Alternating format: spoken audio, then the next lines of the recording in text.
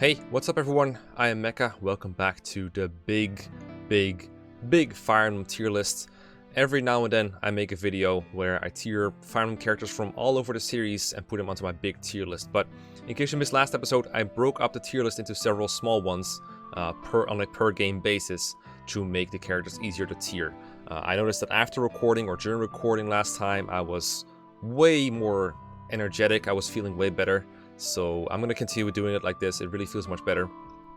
Originally the point was to kind of do cross-game comparisons, but I had to tier way more characters than I thought because they got way more support than I thought. And as a result, once the tier list got filled up, it became a lot of like guesswork. It's like, alright, I guess I'll put them here because I could really make an entire video comparing two characters from two different games and talk about it forever.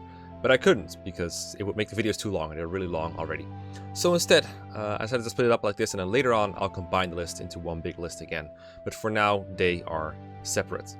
Now today we're doing the Kaga games, and we have an exciting new addition to these Kaga games. We have Gaiden characters now. I got 5 Gaiden characters that tier on this completely blank list that I've got here. The reason I haven't done this before is because the list that the tool that I use, which is the Fire Emblem tier list maker on GitHub, the most well-known one, I think the best one too overall. It only recently added Gaiden characters, but now we can add Gaiden characters. Yay! I didn't expect this to happen all of a sudden. They added a couple more games, but this is the only mainline game that they added for now. So we're gonna roll with it. I told my Patreons, hey, if you want to add Gaiden characters, now's the time. I still don't have FE1. I don't have the ability to edit this myself, but I think the thing is open source. I mean, it is on GitHub, so if someone feels like they can like add FE1 portraits as well to their fork, like go ahead, do it, post it in the comments, link me on Discord or something if you've done it. I don't have the skills or the time to figure out how to like change this, but if you do, then go ahead, and then maybe you can tier some FE1 characters as well, even though I've never finished that game. I probably should. But yeah, let's get into it. So as always, we're not doing every single character that has been submitted this month. This one has been open for people who were Patreons in September as well as October. The deadline was a couple days ago, so I feel like now I should probably start recording these. Once again, I split it into 3 batches. In fact, I could have done 2, but I felt like a little more comfortable doing 3. So today we're doing all the Kaga games. That's Gaiden, Mystery of the Emblem, Genealogy, and Thracia. And then next time, probably next week, we're doing the GBA and Tellius and DS emblems. And then finally, we're going to do the 3DS emblems and 3 houses. That's roughly how it works out by splitting them equally. I have around 55 characters to do, so this is roughly a balanced way to do it. So let's get into what we have today, alright? So before we get into the characters, I just want to really quickly note that I'm sorry, but 2 characters got dropped off somehow between me compiling the submissions and the recording. Zeke was submitted by Arkholt for Gaiden, and then later on for FE3. Yubello was submitted by Great Dane and Beauty Incarnate, and one of them submitted FE3, the other one submitted FE12. Not specifically, but that's kind of the way it's going to work out for this tier list, because they both wanted Yubello. But somehow they weren't put in the recording. I always go off my spreadsheet when I'm putting the characters in the tier list in the to be done tier, and someone had messed up. I don't know why, I'm really sorry. That means they don't show up in this overview that I'm going to give right here, but I do edit them in later, so I haven't forgotten about them. I just wanted to know that real quick. Today, on the menu, is it showing? Yes, it's showing. Okay, good. I have Alm and Celica from Gaiden, submitted by P. Vladias. Boots42 submitted Silk and Grey. Corey has submitted Saber, and that's all the Gaiden that we have right now. Now, I've played Gaiden more often than I've played Echoes, actually, but it doesn't mean I'm an expert on the game. These are just like my opinions, thoughts, like, you know, guesses as to where they should go, and I'm always open to feedback from the comment section. There's always room to revise these characters and figure out where exactly they should go. I will probably refer to Echoes a lot because it's a game that I'm still playing for my Let's Play, and it is the game that I have like very recent experience with for that reason. And I mean, I have played it twice still, and also I think it helps as a reference for people who have played Echoes but not Gaiden, so they roughly know what the differences are and why I might be ranking characters differently. I think this makes a very big difference for Silk in particular. I'm very sure on her impact on this change, but I'm not sure about the rest. So Alm and Gaiden, what I like about him is I believe his growth rates are relatively better. A lot of people got buffed between Gaiden and Echoes, but I believe Alm, relatively speaking, didn't get all that much. Another big difference between Gaiden and Echoes is that there's no combat arts, and I know a lot of people like double line on Alm on the Royal Sword. Personally, I'm more of a Hunter's Volley person, but it doesn't matter in this case. Either way, the point is he doesn't have access to that in Gaiden. Gaiden doesn't even have a killer bow. It just has, you know, good bows. But they do have more range there. That's like a really big difference between Gaiden Alm and Echo's Alm as far as I'm concerned. I've noticed that like when I'm playing SOV, I'm always like, alright, Cliff can do this for like 5 range, because my Cliff is like a bow knight, so he can shoot from 5 range. And I go with almost like, oh, Alm only has 3 range. That's kind of disappointing. Meanwhile, in Gaiden, he just has 5 range, I do believe, or at least 4. I should double check that, because I'm pretty sure it is like that. Yeah, so in Gaiden, a regular bow has 1 to 3, but then Steel, Silver, and the Holy Bow all have 1 to 5. So it's not dependent on your class. And that means that Alm has 5 range when he's using a bow. And I remember making very liberal use of this in Act 4 and 5, especially. In Act 3, obviously he can't use that. That's like his weakest point in Echoes. Act 1, Alm was very, very good still. Still stands out quite a bit compared to his peers. Maybe a little bit more, maybe a little bit less, I'm not sure. I remember him being fairly good in Act 1. But I think he's been improved for Act 4 and 5, especially in Gaiden compared to Echoes. Act 3, I also remember him being like slightly better, relatively speaking, maybe. But, I mean, Act 3 Alm, everyone kind of sucks for a little bit. Only your Myrmidon kind of stands out, but that's like the case in both Echoes and Gaiden. I don't know if there's like a big difference between Act 3 Alm in these two games. But Alm feels like I think in SOV I put Alm in an A+, and you know, you could argue him higher, but I think A+ is fine spot for him in SOV. I'm tempted to put him in S- for SOV. I don't know who else would even go in S- besides Alm in SOV, and I do feel like he belongs here. There's not a character in here that we'll get into shortly that I do believe is S+, that I definitely feel like should be above him. But I don't know if they should be... I could see them being 2 tiers above him, but there's definitely a tier gap between them. I don't think it's almost S+, is basically my point. I don't think Alm is S+ in Gaiden. I know Rangor, for example, I think he put Alm like as the same in Echoes and Gaiden. I don't know if I agree with that. But if you want another player's perspective, there it is. Then we have Celica, and she's around for Act 2 instead of Act 1, but other than that, her availability is the same, I guess. I don't remember Celica being super impressive in this game. I don't remember where I put her in SOV. I think she was like a B-ish unit. She seems alright to me. She still has Seraphim, which is pretty nice. One big thing that changes in Gaiden is that in Gaiden, Celica actually has access to Warp in, I believe, like somewhere halfway through Act 3 and then Act 4. I'll explain why that is in a moment. So that changes the dynamics of Celica route. I feel like in SOV, you rely on the Pegasus Sisters a little bit more, and maybe your Dread Fighters to get across places. And for that reason, like, their mobility matters a bit more. But in Gaiden, you could warp people around, and that could include Celica if she was like one of your better combat units. So that might help her a bit. I still don't feel like she's very good. Like, she's still just kind of... I don't think she won rounds reliably other than against like monsters, and there's not that many of them, but they do exist, I will admit. And she can get Seraphim like before it becomes relevant, basically. So like around the Sea Shrine is when you can generally get Seraphim if you really want to, I think. So I think I'll just shove her into B+ for now and see where it goes from there. She seems alright, but not spectacular, not awful either. Pretty decent unit, and there's no like downside to using her really. Everyone has free deployment anyway, and Celica's not so bad that you don't want to use her at all. And if you do train her, then the places where she's forced, which is basically everywhere, you'll get like mileage out of it. So that feels fine to me. But I don't know a whole lot of differences between Celica in Gaiden and all besides or in Gaiden and SOV, besides the fact that, of course, warp availability is different. I believe her spell list is basically the same. Shadows of Valencia is a very faithful remake, so I do believe those kind of things haven't been changed very much. Then there's Silk. This character is S tier, easy S+ tier, easy S+. And the reason for that, I believe, well, I think she's already like S+ in vanilla SOV, but in Gaiden I think she's even better, if that was even possible. And the reason for that is warp is available on both routes, and the way you do it is when you're done with Act 1, or roughly done with Act 1, or like Act 3, or whatever you want, once you have access to a revival shrine, you kill off Silk, and then you revive her in other routes, and that actually lets you transport Silk or other characters across the routes. And the reason Silk is perfect for this is because Celica doesn't have access to warp normally. Jenny doesn't learn it, so having Silk around to warp people is pretty good. And then when Celica is done with warp, you do the same thing again. You kill off Silk and you revive her with Alm. I don't remember off the top of my head exactly where the revival shrines are. I know I've seen them in like Act 4 and Act 3. I just don't know the exact like chapter numbers. But that increases her availability quite a bit, and there's no reason to do anyone else besides Silk. I mean, I guess you could like cross-revive someone like Pala if you wanted a good flyer on Almsra, but I don't think that's like as good as a Warper. And Warping Gaiden is also infinite range compared to SOV's limited range. I believe it's either magic over 2 or something like that. Maybe it's, I think, might be equal to magic, but either way, it's very limited. And in Gaiden, it's basically unlimited. You just send someone across the map if you want to.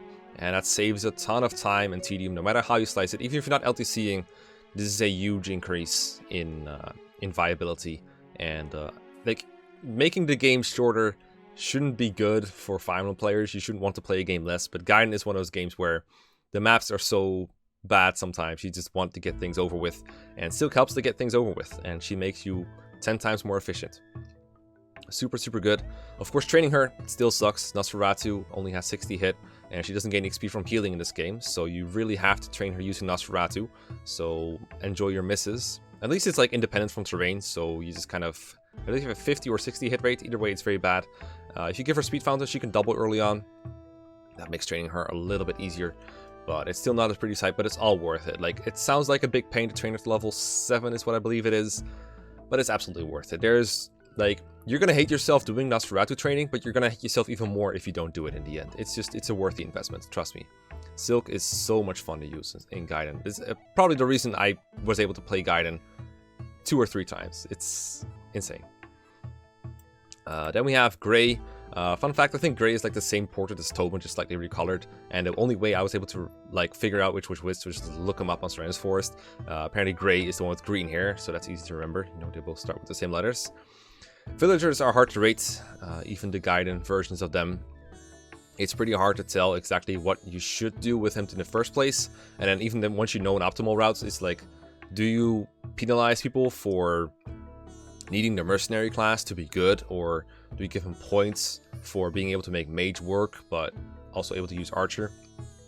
Now, the archer route in SOV is very good, but in Gaiden it's still like really good. The Bow Knight still has a ton of range and everything, thanks to the, you know, Bow Knight class is being high move, and then having 5 range on bows is very good. But there's no Hunter's Volley and there's no Killer Bow, and the range increase is still there for bow use, I do believe. At the very least, I think steel bows, they still have like 5 range, so obviously you're going to shoot from very far away with them. But the accuracy sucks, and the lack of Hunter's Volley means that if you're very slow as an archer, you're probably not double attacking too much, but there's still going to be like stuff you can double just fine. I'm pretty sure you can double like mages, for example, which is still an important benchmark you can hit. But I do think comparatively, if you're like used to Hunter's Volley spamming with Bow Knights in SOV, archers in SOV will disappoint you, so you might want to be careful with that. I'm not sure if Grey even makes for a good archer in the original Gaiden anymore. I do know he still makes a very good mercenary because everyone does, but you should probably still only make one villager the mercenary. So what I usually do is mercenary, Grey, mage, Tobin, or Cliff, can go kind of both ways really. And then the last one, I used to send him Cavalier, but I was never happy with the Cavalier villager, so whoever you send it... Ooh, I bumped into my mic there. Whoever you sent it to Cavalier there is probably going to be majorly screwed. I guess in hindsight it just wasn't a good choice to make him a Cavalier to begin with. I guess Archer's still the best route to go for the third one overall. But I'm not sure what that makes Grey. I don't think he would be very good in Mage though. I think that would be a mistake. But if you make him Archer or a Mercenary, is probably fine. If he makes him a Mercenary, I think he's an easy A+ tier. Probably not S-, but I could see him up there too. Being able to promote to Dread Fighter is of course like a huge boon. But at the same time, you know, everyone can be good as a Dread Fighter. So do we just treat them all as Dread Fighters as their best class, or do we treat them according to optimal routes? I don't know, but I think A+ tier is overall fine average for Grey in this game. And then we have Saber, recognizable by the eye patch. I mean, I'm just... Hold on, I gotta show you the rest of the portraits because they look hilarious. Look at this. Isn't this game beautiful? It's gorgeous. It's just absolutely gorgeous. You should all play it. It's so gorgeous. It's so funny. And anyway, Saber, I mean, he promotes the Dread Fighter, and he has a really good start. Same thing as in Shadows of Valentia. He's just a really good class. And Celica's route kind of needs him early on to be a bit of a tank in front of all these squishy mages like May and Celica and Bowie. And even when Kamui joins, he's still very helpful. And even though he doesn't one-out units right away, he's probably the closest to one-running units. At the very least, I think he's one of the people who's closest to it. At the very least, he like weakens people to the point where others can kill. And he doesn't lose HP by attacking unlike the magical units, so that alone makes him viable early on. He holds his own on the boat maps, and he gets better and better. There's no drawback to using Saber. He's one of the better units there. I'm just going to put him in like S- above Alm. I think he's more consistent than Alm overall. So I'm putting him like here. I think he makes a bigger difference in his route than Alm does in his, at least for the first acts that they're in Act 3 as well. In Act 4, Alm was obviously better, but I think Saber's reign lasts longer. But it's a bit of apples and oranges, of course, because they're in different games. Alright, so then we have Zeke. As I said, I had forgotten him initially, so I'm just going to edit him in now in post-production while I'm editing. And I'm using Zeke. I should say the problem is I'm not using Zeke right now in SOV. You get him very late in Act 4, and the same goes for Gaiden. And I found that he joins so late that you have to kind of want to use him in endgame for him to have any meaningful availability. But in SOV, at least the problem I had was I had so many other characters I wanted to use. And I think a lot of people face the same problem where they're like, well, I could use Zeke, or I could use Mycen, who is probably going to be generally better. I remember Zeke having some advantages though. I think he's slightly faster than Mycen at the very least, but I feel like a lot of people want to try every character at least once, and if they're only planning to play Gaiden once, then they're pretty likely to have to ditch Zeke for Mycen if they're even going to use either character, and that assumes they're not replacing them both with someone else. So that means Zeke is kind of, he doesn't get a whole lot of light shone on him, and like in my current SOV playthrough, for example, I'm using both Cliff and Matilda, and I really wanted to keep using both, so it was just like very hard to justify putting another Gold Knight on my team. I know class by class is a bit of a pitfall, but at the same time I had a lot of other characters that I was attached to that I wanted to deploy, and it just made sense to cut, it just didn't make sense to add another Gold Knight and cut out someone I've been using all game long. It just felt wrong. But Zeke statistically is just a fine unit. He's fairly tanky, and I think in a Regel Falls battle, for example, he's pretty useful without any training whatsoever. You don't need to grind him or anything. His bases are pretty good. It's just he has so little availability going for him, and not a whole lot of exclusive utility. Like someone like Tatiana, for example, sure, she shares a class with Silk, but she has spells that are useful in higher numbers, like Fortify, Physic, Invoke, Warp. All these kind of things are useful even if you have another one of those spells. Like Silk has some of these, and an SOV, Faye has like Physic, for example. So there's not much overlapping utility there. Whereas Zeke, you kind of need to like give him another good lance to make him good. So he almost takes away from your other units if you're giving them resources that the other units are deprived of. So for that reason, I think Zeke, I think a C tier is generous for him, and I think it honestly, if you really want to be like super harsh on like how much they add to your army, you could put him in D, honestly. For now, I think C is going to be what I'm going to give him, because I mean he's not a bad unit, obviously. His stats are pretty good, but I think this is about as high as I can put him. So there you have it. There's the Gaiden squad for now. I think there's probably like 5 people in the comment section that are able to speak from experience when they talk about Gaiden, because I think it's the game that's been least played in the franchise. But let me know what you think if you're one of those 5 people, or surprise me by letting me know that there's more than 5 people. Next up we have FE3, and I probably need to say this again because I don't think I've said it in a while, but there's only one set of FE3 portraits for pretty much every character unless the portrait has been changed between FE3 Book 1 and 2. So I do believe I tiered these characters according to their average performance in Book 1 and 2 if they are in both. Although this kind of looks like a Book 2 tier list sometimes. I think Aaron has been averaged out. I don't know if Marth, well, he probably should be an A+ overall, considering he's good in Book 2 and pretty good in Book 1 as well. So this looks alright. Yeah, it looks fine. So we have Merrick, we have Cecil, and we have Luke. Hold on, let me check who submitted them. We have Michael, who submitted Merrick, and then Giant Corkscrew submitted the other 2, Cavalier boy and girl. And in this book, in this game, there's no prologue or anything, so they don't get prologue utility. It's just straight into the action this time in FE3. You start off in chapter 1 and you just work your way from there. But that doesn't change their availability too much. Merrick joins in like chapter 10, for example. And I gotta say, I really liked Merrick in FE3 Book 2 and FE3 Book 1 as well. A couple things that I enjoyed is, first of all, his weapon level is 1 stat instead of 2, so we can use all the high level spells for both black magic and white magic, basically tomes and healing. And that lets him, for example, use warp at some point, which is pretty cool. And I did use the star shards a fair bit to boost growth rates overall in FE3. I had like a bunch of cap units. The only time I played through book 2 and book 1, I didn't get too far in book 1. It's after we played Shadow Dragon, book 1 isn't very interesting, so I never finished that one. But Merrick feels very similar in that one. If anything, he's even better because he joined so much earlier, right? Like chapter 3 to 4, and then available for pretty much the rest of the game. When the characters can use starlights, you can use the star sphere if you want to. With I don't think you can use. Yeah, it doesn't matter. Point is, he's a strong guy. He's a strong guy. Pretty good. He has access to Excalibur in both games as well. Excalibur is kind of funny that he uses it at base level like that, and I just think he's like a neat unit overall. I don't have too much experience with book 1, but I think in book 2 he is fine. He definitely fell off a little bit comparatively in New Mystery, I do feel like. I think units like Merrick are pretty cool to have in that book, but I might be wrong. Maybe in an efficient context he's not as good as I'm rating him right now, but I think having him like around Zing's level is fine. Maybe I could put him a little higher. B- doesn't sound very impressive, but I know Minerva's very good. Maybe Ogma should be lower than Minerva, but that's something for another day. Also, can we just like, again, I just love the old portraits. Like, look at how colorful these characters are, even though this is such an old like medium to show them on. They look so cool and so vibrant, so cool. Cecil and Luke, I think I used Luke in my only.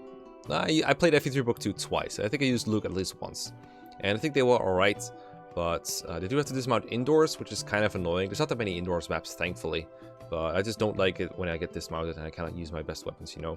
Even though swords are actually pretty good. Lances are probably overall worse, but they just weigh so much, man. They just weigh so much, and I just find it annoying that you have like your whole inventory is suddenly unusable. You have to like swap it out all the time. But weapon level is 1 stat, so again, it doesn't really hurt you, like for example in FE5, where if a character dismounts, they cannot use their main weapon anymore, so you get stuck with like E-rank swords with a character that normally uses lance or axes. That's not going to happen in FE3. FE3 is just 1 stat of weapon level, and you're probably fine. And Cecil and Luke are available early, and are able to use star shards all game long if they want to boost their growth rates, so statistically they're probably fine. I don't know if it can 1-round reliably in this game. Some like difficult benchmarks to reach might be like versus dragons into Dragon's Valley, or like late game heroes, for example. Those seem like the tricky things to 1-round in FE3 Book 2. But they should be fine overall. It's just a matter of can they do it with less investment than other units? Are they worth investing in? And like, can you get the same result from training someone else, basically? I'm not entirely sure. I feel like they're worse than Minerva overall. Minerva is, of course, in both books, so that makes it hard to compare. I do feel like they're worse than these two. But not by so much that they're like an entire tier below. I feel like Luke is more interesting. Or not more interesting. I feel like Luke is a little bit better. I do believe his strength and defense are slightly better than Cecil's. I'm going to double check that real quick, because those do seem like the biggest deal breakers. Because speed, I think in FE3 isn't too hard to reach doubling benchmarks for them. So this kind of comes down to, do they have more strength and speed? But from what I can tell, let me see. Oh, would you look at that? They have the same strength and defense bases. Alright, I don't know why Luke would be better then. Cecil even has like a higher base level, interestingly enough. And Luke is actually slower than Cecil, so maybe Cecil is just better.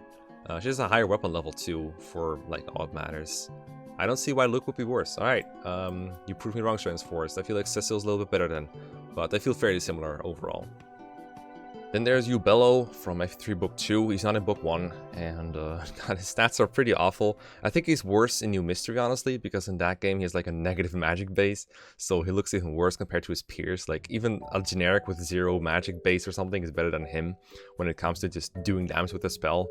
I remember like trying to use him at like a higher difficulty, and it's just so bad. And by trying to use him, I mean like checking his damage against an enemy, because I didn't actually want to use him. It made me very much not want to use him. But when you're a magical base unit, but you have a negative magic base and no real weapon ranks to show for it, and no good other stats, like he gets one-shot by enemies. I remember Don had to like give him a rainbow potion just to let him survive an enemy or something. Like, what the actual fuck? I'm not actually sure if he even survived that enemy, come to think of it. I think that might have been needed to like stop him from getting both O-Code and doubled or something. It was... Yubello's stats are not very pretty. In FE3 Book 2, though, the enemies are much weaker than in FE12's highest difficulties. And you have like the star shards and everything to make growth units work. And like I said before about magical units, the fact that they can grow both their weapon level in staves and magic at once, because it's just 1 stat, is super nice for them. It means he has better access to high level stats than anyone else. I don't remember his weapon level being like particularly good, but you can probably make it good eventually at some point. Generally, weapon levels are pretty high in FE3, so I can't put him too low, but he's more raisable, I guess you could say. I'm gonna go ahead and put him like in the D tier. I think he's better than an armor unit like Doga overall, even though he's, like durability leaves something to be desired. But I think eventually he could become good. But if I had like, I'm probably gonna end up putting more units ahead of him in D tier eventually. But that's where I would put Yubello personally. Alright, on to FE4, and we have quite a few FE4 characters today. And a lot of substitutes. So we have Mana from Generation 2. She's a substitute for Lana, submitted by JesusCon69, who also submitted Radney. We have Altena, submitted by Sir Thylol. We have Lester, submitted by Modern Mind. We have Deirdre, submitted by Mo. And Thornless Rose, submitted Linda. So quite a few subs, but a couple static characters as well. I have used all these characters before in more or less. The substitutes, the thing about them is, like, I've said this before, but it just feels like you've nerfed yourself into using like bad versions of the kids, like boring versions of the kids a lot. And I think that really goes for these two. They don't really have anything special going for them. The problem I had with Mana when I used her was in substitute playthroughs, your money is a lot more rare. And Mana cannot fight since she's the same class as Aideen and Lana. They cannot use any kind of tomes or weapons, so they're just kind of stuck gathering money through villages or donations from other units like thieves or lovers, and that makes it kind of hard to afford new staves. For kids, this is like the same problem exists for like kids like Lana, but at least they can like inherit items, whereas Mana is just like, alright, joins with heal staff, that's it, everything else is up to you, go ahead and find it. So that can be kind of tough in training her up. Someone like Lana, best case scenario for her, Claude is her dad, and she just inherits like Fortify and Physic and Restore and Recover and anything else you really want. Rescue staff, of course. And Mana's like, alright, I have B staffs and I have to buy everything I get myself, and that's sad. It's just kind of unfortunate. She can still be useful through warping. It's hard to realize exactly, or it's hard to like know exactly how much credit we should give to someone for warping people around, because it's something that only one person really has to do, and they can just like stay at the home base and do nothing if there's no need to be warped. And if there's multiple people that can do it, it's like, how much do you really get out of it? It's kind of like thief utility. Think of like Deirdre, Julia. When it comes to return utility, for example, the troubadours are generally better at it. So I don't think warp utility is great, but it does something, I guess. Overall, I think we're just dealing with a worse version of Lana here. The question is there a tier gap between them? I put a tier gap between, for example, the thieves. So in a way, there probably should be a tier gap, because I feel like it's like hard enough to get her a good thing, but I still think warp is like good enough for like sea level utility. So I think here is fine, like better than Ulster probably. Then we have Radney, and I actually had to look up whether Radney is the one who got Vantage between the two sword subs, because I actually don't know. She's the sub for Lurse, and I think almost every Fire Emblem player, this is another thing with the substitutes, I feel like every Fire Emblem player that plays FE4 just once is just gonna have kids, and I don't mean that in the real life sense. I mean like they're gonna look up how to make like optimal kids or good kids, or a lot of people recommend pairings to them just so they don't screw up the kids. And because of that, most of them don't even end up seeing Lurse. Or don't end up seeing Radney, and that feels like that means that most people haven't really experienced using her. And if you do play her, I just don't find it fun to play with a unit that's like, you have to put work into her, but all you get is the kind of like a generic unit. It's like you're playing up like an FE11 generic unit. It's just not fun. It's just kind of, it just feels like it could have been a lot better. You know, it just feels like you missed out. And playing when you're feeling you're missed out on something is kind of bad. Radney also promotes to Hero instead of Swordmaster, unlike Lurse. I don't think this is a big thing against her. I've said this about Ulster a lot. People will compare Ulster and Lurse and be like, well, Lurse has a better promotion. She gets Adeptum promotion, a higher speed cap. Why would you even use a Hero? But I don't think it's a big deal. The doubling threshold for FE4 is not high, so the lower speed cap doesn't really matter. And the lack of Adept for Lurse, I mean, have you seen her skill sets usually once you promote it? That really doesn't stop her from one-rounding not having adepts. So the same goes for Ulster, basically. Ulster does fine. But Radney has almost no skills. She just has Pursuit. That's it. That's the only skill she ever gets, unless you give her skill rings. Like, I don't know, you can give her like a hero weapon to basically give her the adept skill, for example. Or like a crit weapon to get critical. But all that has to come from resources. And in a substitute playthrough, those things are more rare. than anything else. So if you rate her according to like a substitute playthrough, she'd probably end up looking pretty bad. If she's like one of the few subs you're using, you'll probably have more resources to throw around, but that is a bold assumption to make. In general, I think Radney just doesn't belong anywhere other than like the D tier at best, and maybe even E tier. I definitely feel like she's worse than Ulster, who can at least have like a good fun skill set to work with. So I think bottom of tier is like this is being generous. I think we could argue that she should be here, and maybe she should be. Maybe she should be. She's not very good. Yeah, we'll go with this for now. I actually feel like he shouldn't be here either. I don't know. It's kind of weird now. But, I mean, this is in the context of a big tier list, right? So it's like also compared to other D, E, and F tiers, which we'll have to look into later. But I just feel like a mid, for example, is more useful. I feel like Juhalva is more useful. They have like a little bit more longevity in their utility. And they have like, these girls, for example, have staff utility as well, which is pretty cool. Next up, we have Altena. I'm usually a really, really big fan of Wyvern Riders, Wyvern Lords, Draco Knights, anything of that sort. But I've always said that in FE4, Flyers got nerfed a little too hard, probably. And I understand it. And, you know, I don't mind them being balanced for once. it just kind of makes me sad, man. It just kind of makes me sad. But here's why they're kind of not that great. They don't get rope bonuses. There's not that much rough terrain you need to fly over to get anywhere, and generally you have to wait for your lord to get anywhere to begin with. So if it's like hard for Stealth to get somewhere, it doesn't really help too much for Altena to get ahead and kill stuff anyway, even in theory if that were the case. So generally what you end up doing with Altena is everyone else is like busy killing the main army, using the rope bonuses to their advantage, just going in for a slaughterfest in like chapter 10 and final chapter. And Altena flies off and does side objectives, but that usually involves killing a pirate that's raiding a village, or I don't know, saving kids from getting massacred by the Lobtier cult, or fighting like dark mages that are on a cliff in a final chapter, that kind of stuff. Which is like, it's nice. It's nice that you're able to do that, and it's nice that we only have one other character to do that, which means the utility is more exclusive. But it's not as good as, you know, being Punich Incarnate in combat while having rope bonuses. Altena's combat itself, it seems very good on paper because she has a holy weapon. She has the Gaybulk, which is a 30 might weapon. It's devastatingly powerful. It gives plus attack as a weapon bonus, which is also super great. So it's basically a 40 might weapon. It gives her a lot of defense. She gets like 20 defense, I believe. And her base defense is good too, so some enemies won't even attack her. She's that bulky. So in theory, Altena is like this flying tank that runs around and kills everything. And then she has a, like, Adept at base and Critical at base. And when she promotes, she gets Pursuit, and she joins level 17. So she's like one arena away from promoting, or maybe one arena and a little bit of leveling on like generic enemies. The problem is that Altena cannot really use these like perks to her advantage very much in the context of the chapter she is in. Because it feels like from the moment she joins, every castle does something to deter you from using Altena to her full advantage. Like the first castle before she joins, if you can get her there, is the Ballista Castle with like a Dark Mage with Fenrir on top. So that's bad, because then she gets killed by ballistas. And she's not very dodgy, so yeah, that's not very good. Next castle is Arion's squad. She can kind of fight the generic Draco Knights, but she cannot really hold a candle to Arion. He just kind of doubles her. And Arion's like a bunch of stuff you don't want to face with her, like an adept chance from one. Altena is not very good against Arion, and having them fight is kind of mean anyway, so I would recommend against that. So that's not very good.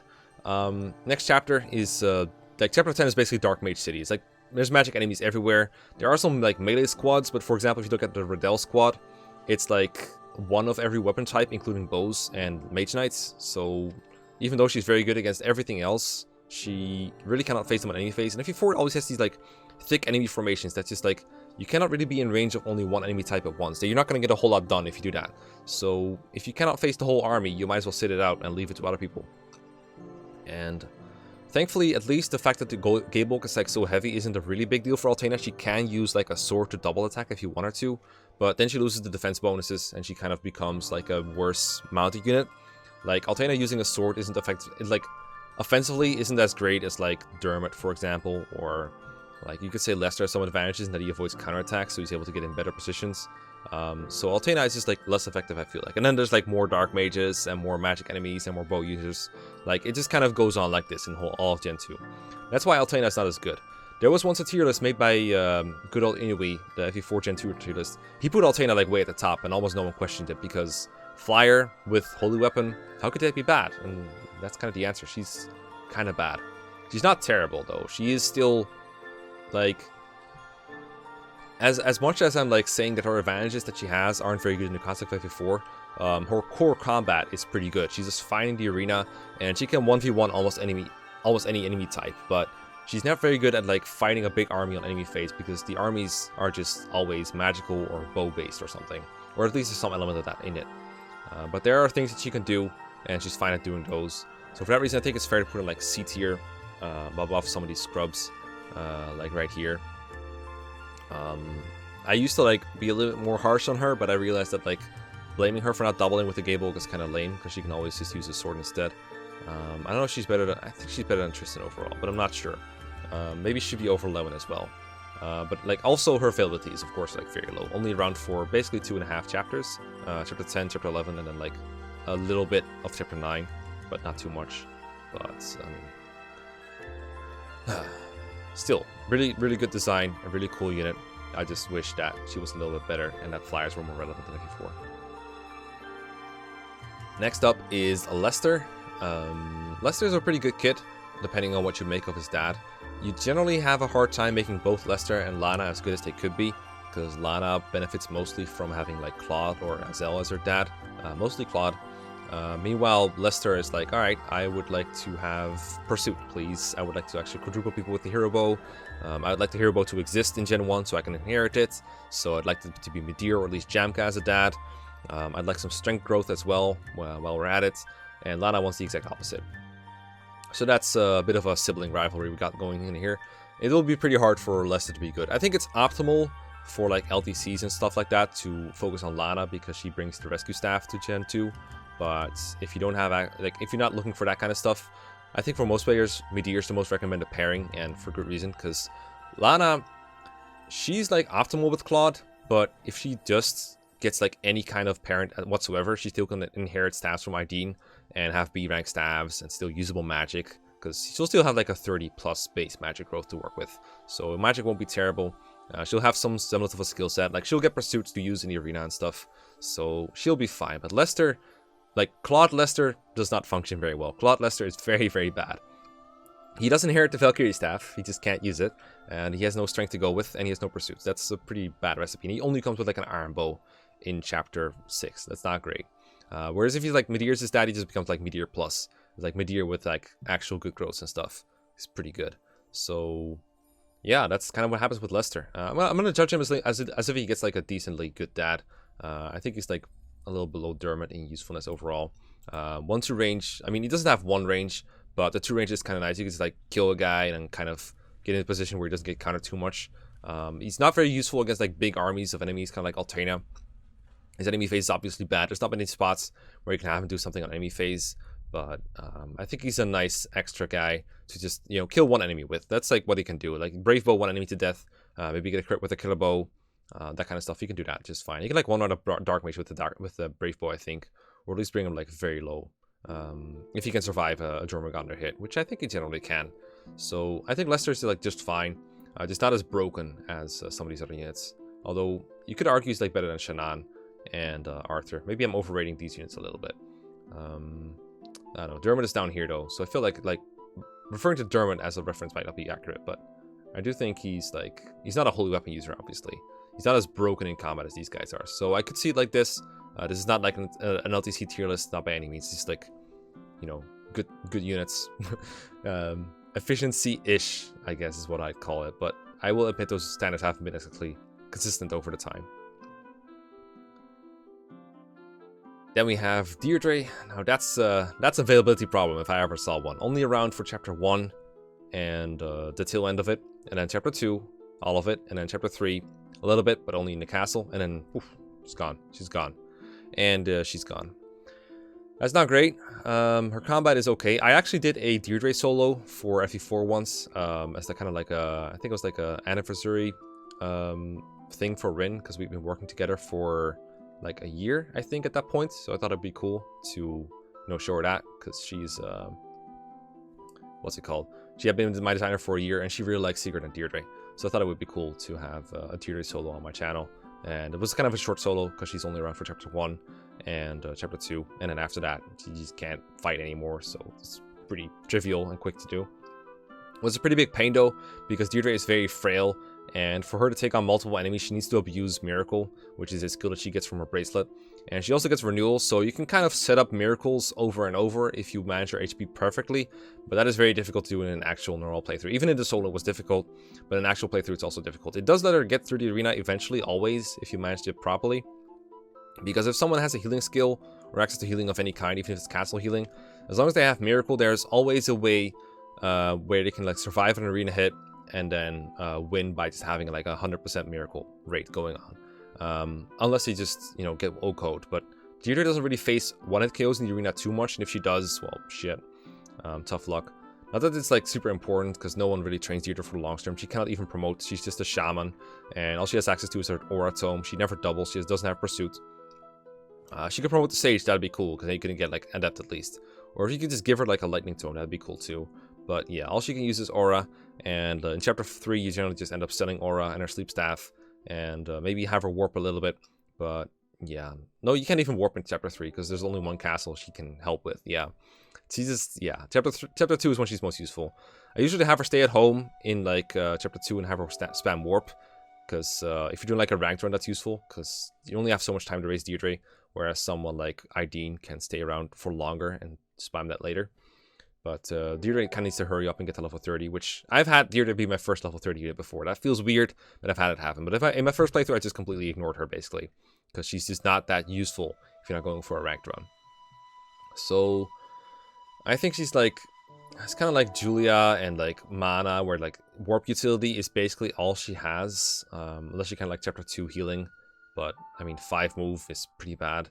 So I think she like goes to the bottom of the C tier as well, kind of like next to Mana. She has like less availability at that than Mana, so I think it's fair to put it like pretty low in the C tier. Maybe she should be down here in the D with Claude and friends. I don't know. I think I'm gonna put Femina up a little bit. I'm kind of bothered by her being mounted but not being very high. But I did say Flyer's bad, so there's that. Maybe Femina shouldn't be below Altena though.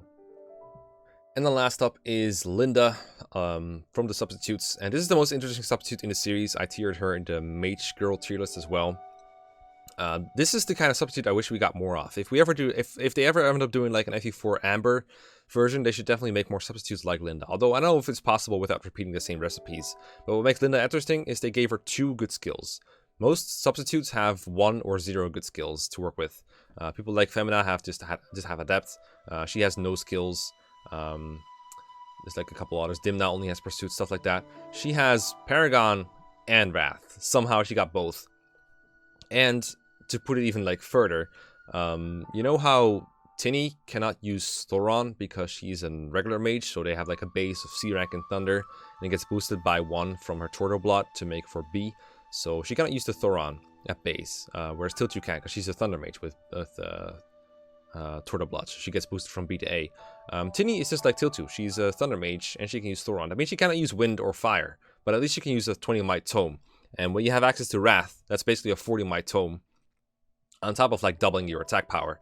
And that's pretty good. So what you can do is you can get Linda hurt, and then just do double damage chip. And as long as you protect her from harm, you have a pretty capable offensive unit. And because she doesn't need the Paragon ring, she saves a ton of gold up from not having to buy that, and she levels up like much faster than most of the units. And not having to buy the Paragon ring is a huge boon for substitutes, because as I said, in a substitute playthrough, you just don't have as much cash to work with. Like, your thief is probably working overtime just to make sure that people can afford the Paragon ring, because no one was able to pass anything down to themselves. So you have to buy everything over again, and you weren't able to inherit any expensive items to sell. Like, for example, how Leaf, I have him inherit the return ring, for example, to sell it for like 10k.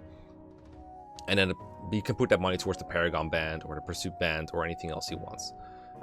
Linda, you can just buy whatever she wants. Like, she probably has the easiest way of all the substitutes to buy the Pursuit band if she needs it. I mean, some substitutes don't need it, but she could use it. And what you could do then is you could just attack an enemy that doesn't counter and hit him twice with a Wrath hit. That's probably going to kill him. That's pretty cool. And yeah, then she can probably promote. I need to double check her promotion because I'm not sure if she promotes the Mage Fighter. Well, it doesn't matter. She should get stabs anyway because that's what she does. I mean, Thunder Mage... Yeah, so female Thunder Mage, I knew this for like 99% sure, but I just wanted to check, like double check. Female Mage Fighters have B rank stabs, so after promotion you can just like spam like Physic or Warp or anything you want. And she'll be fine that way. So compared to a lot of substitutes, she's pretty low maintenance. Now, we're not comparing her to only substitutes, but like every other unit in the game, if not in the series. So in the end, she won't be all that high, but I just find her more fun to use than all these other characters that are subs. It's just like, I don't feel like I'm missing out. I feel like I'm getting something new and unique. And I think this is the kind of substitute that people want to see when they're asking like for like a substitute playthrough. But what you get is like Mana and Tristan and Femina, just kids that require more work for less results. But Linda is actually fun to use. I'll put it like the top of D tier. That sounds very low for how much I've been praising her, but most substitutes is kind of our shit. And Linda is one of the few that like is actually fun to use. And you could argue she's the better unit than someone like Ulster or maybe Mana, but mostly Ulster. Maybe Ulster should move down. Maybe you should.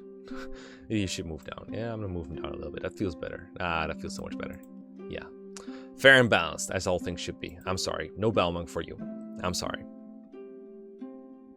Alright, last but not least, we have Fire Emblem 5 Thracia 776, my absolute favorite game. And you can see my Patreons are a pretty big fan of it too, because like look at all the units that have already been submitted for Thracia. It's no coincidence. It's no coincidence that you are my fans. Well, you got good taste, that's all I'll say. So we have 2 units only. We have Galsus and Tanya. Galsus was submitted by command list, and so was Matcha. I don't know where she went. She should be here. Here we go. There's Matcha. Yeah. 3 units. Excuse me. Command list submitted Matcha and Galsus, and then Oscar submitted Tanya. There you go. Thanks a lot. And thanks to everyone, by the way. If I haven't seen thanks you already. My mom always says, you should say thank you, but I might have forgot. Anyway, thank you. So Matcha joins in the Master arc, and that's pretty much where I've stopped using them.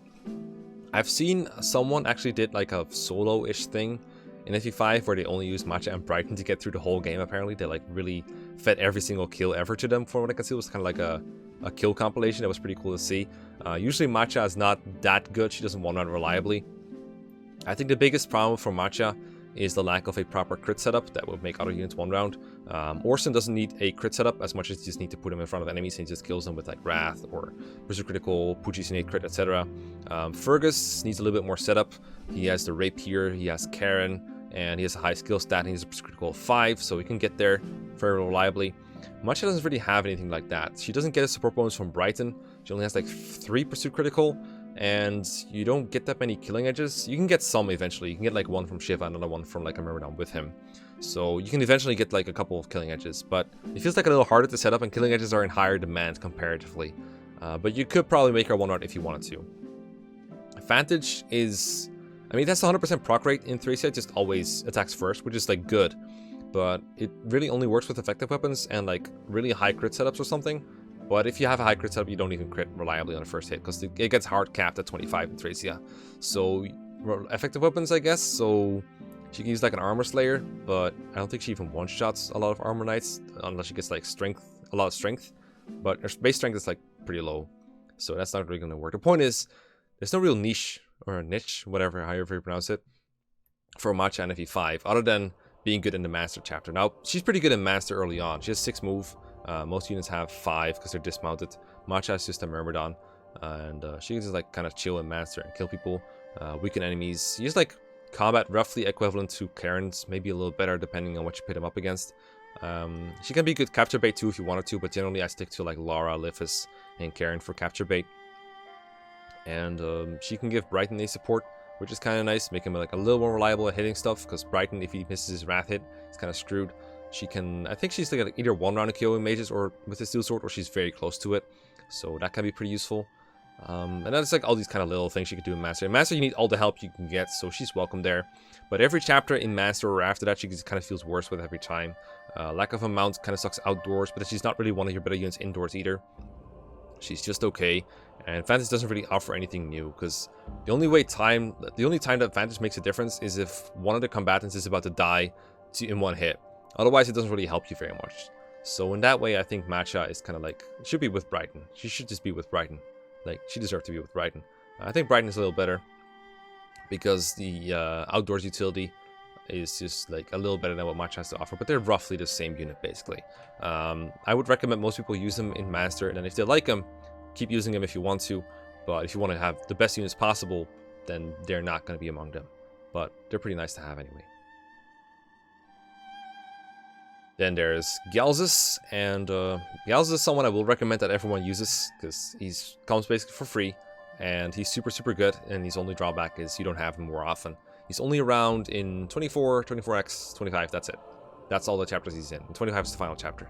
So that's all you have Galsus for, but it's really hard to describe exactly how dominant Galsus is, but I'll just list a bunch of good things about him, and you can make up your mind, okay? So he has a ton of HP. Like, I think it's almost 60. It's at least 50.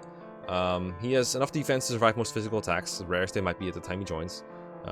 He has both Astra and Luna, so pretty much every attack he's gonna launch is gonna have some kind of proc chance.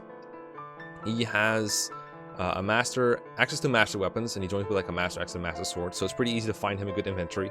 Also, it's a fire sword if you want to give him one of those for like one to range, but the master axe takes care of that. He has super high skill, so he's both accurate and he's able to like proc his things. He's like 20 skill, which is the cap in Thracia, and he's super beefy. He's like bulky. He has 5 movement stars, so every time he does something, there's a 25% chance you get to do it again. He has like pretty high move. I think it's like 7 or 8 indoors. He doesn't dismount or anything. I just don't remember exactly what his move was. But he doesn't need to move around a whole lot anyway, so it's not very relevant for his utility. He can one-round pretty much every boss in the final chapter, which is pretty tough. So any area where he ends up being is just kind of, you consider it done. Galsus is good. Galsus is so good he can kill like any area. Maybe not the area with the Wrath, Miracle, Sage. That one is pretty risky for him. But everywhere else is like, if there's like an enemy with a Master Lance, he doesn't care. He just murders them. He can kill Radric, despite the fact that Radric has a ability that just halves your damage. Or rather, halves your attack. Galsus just doesn't care. You just use an Armor Slayer, he kills him. No problem. Easy. Very, very strong character. And there's no reason not to use him when you get him. In 24x, you could argue he's not optimal deployment, because he cannot be rescued very easily, like rescue command, not rescue staff. And he cannot use any staves, and he's vulnerable to status staff. So he's not great there. That chapter's not very combat demanding as it is magic demanding, so he's not very great there.